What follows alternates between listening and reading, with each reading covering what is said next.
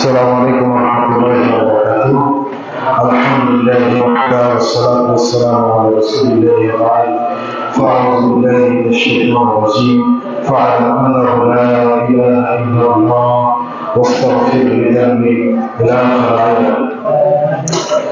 قال رسول الله صلى الله عليه وسلم طلب العلم فريضة على كل مسلم. আমরা একেবারে অনুষ্ঠানের শেষ পর্যায়ে এসেছি।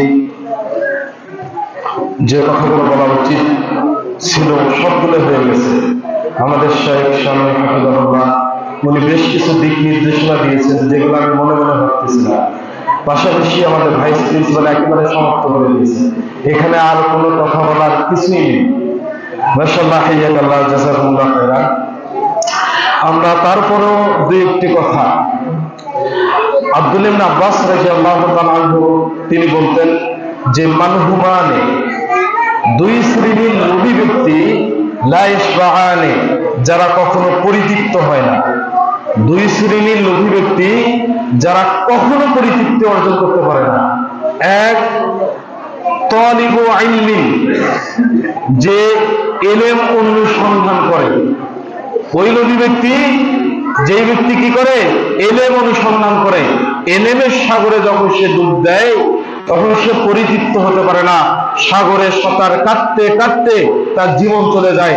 যেমন আমাদের পূর্বের সালাফগণ, শেখুল ইসলাম ইবনে তাইমিয়া রাহিমাহুল্লাহ সারাটা জীবন ইসলামের জন্য তার জীবনটা তিনি উৎসর্গ করেছেন। ইমাম বুখারী রাহিমাহুল্লাহ সারাটা জীবন ইসলামের জন্য নিজেকে উৎসর্গ করে দিয়েছেন। ইমাম মুসলিম রাহিমাহুল্লাহ উৎসর্গ করে দিয়েছেন। যাদের নাম বললে আজকে আমরা বলি রাহিমাহুল্লাহ।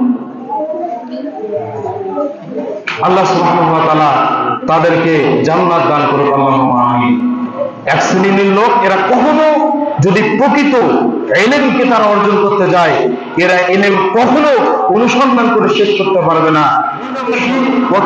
দুনিয়া, যারা দুনিয়া অনুসন্ধান করে, দুনিয়ার সাগরে যারা ডুব দেয়, এদের চাকরির সংসার, এদের সামাজিক ব্যবস্থা, এগুলোর মধ্যে যারা ডুব দেয়, এরা কখনো পরিতৃপ্ত অর্জন করতে পারে না। এরা হচ্ছে লোভী। আল্লাহ সুবহানাহু ওয়া তাআলা আমাদেরকে প্রথম শ্রেণীর লোভী ব্যক্তি যারা ইলমের জন্য নিজের জীবনকে উৎসর্গ করতে যায়, আল্লাহ সুবহানাহু ওয়া তাআলা আমাদেরকে তাদের অন্তর্ভুক্ত করুন, আল্লাহুম্মা আমিন। এই জন্য ইমাম শাফিঈ রাহিমাহুল্লাহ তিনি বলতেন যে ইয়াকুলু শাফিঈ আল ইলমু সালাসাতু আশবারিন, ইলমের তিনটা স্তর রয়েছে। ইলমের কয়টা স্তর?